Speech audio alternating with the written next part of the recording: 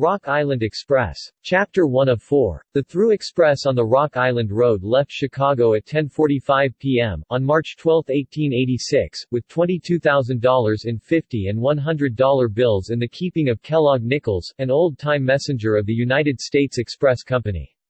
This sum had been sent by a Chicago bank to be delivered at the principal bank in Davenport, Iowa.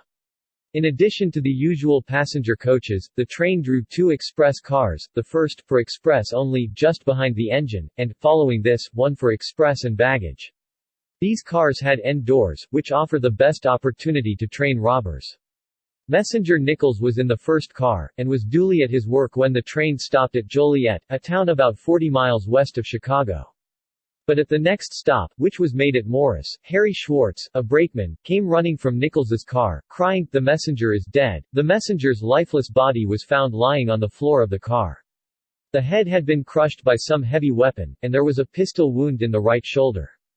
Apparently he had been overcome only after a hard fight. His face was set with fierce determination. His fists were clenched, and the hands and fingers cut and scratched in a curious way, while under the nails were found what proved to be bits of human flesh. The pistol wound was from a weapon of .32 caliber, but it was not the cause of the man's death. This, unmistakably, was the blow, or blows, on the head, probably after the shot was fired. All who knew Messenger Nichols were surprised at the desperate resistance he seemed to have made, for he was a small, light man, not more than 5 feet 5 in height, nor weighing over 130 pounds, and of no great credit among his fellows for pluck and courage. The express car was immediately detached from the train, and left at Morris, guarded by all the train crew except Schwartz, who was sent on with the train to Davenport.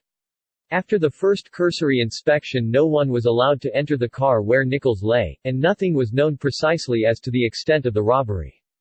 The safe door had been found open and the floor of the car littered with the contents of the safe. An urgent telegram was at once sent to Chicago, and a force of detectives arrived at Morris on a special train a few hours later. Search parties were at once sent out in all directions along the country roads, and up and down the tracks.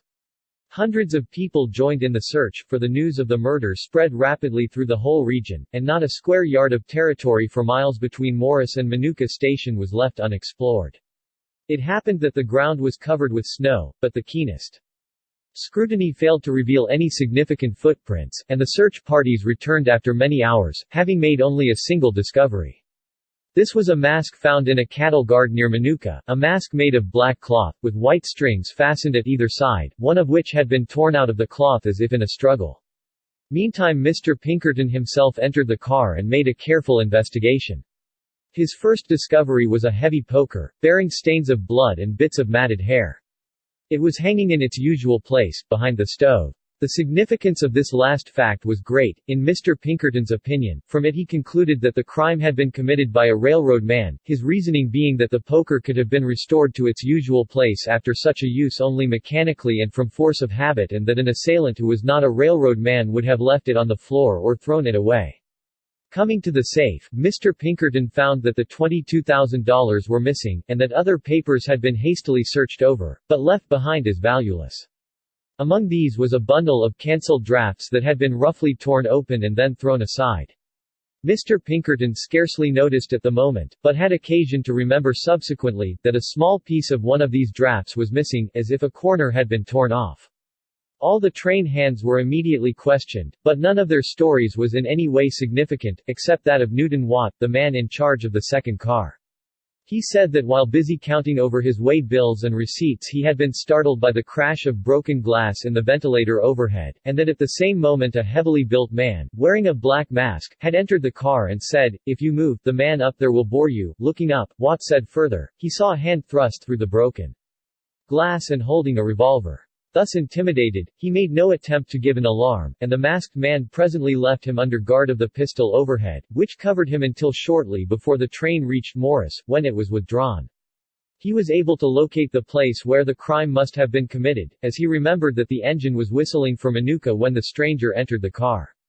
This left about 30 minutes for the murder, robbery, and escape. Returning to Chicago, Mr. Pinkerton investigated the character of the man Watt, and found that he had a clean record, was regarded as a trusty and efficient man, and had 3 brothers who had been railroad men for years and had always given perfect satisfaction.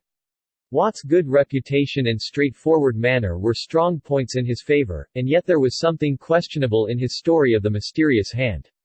For one thing, no footprints were found in the snow on the top of the car.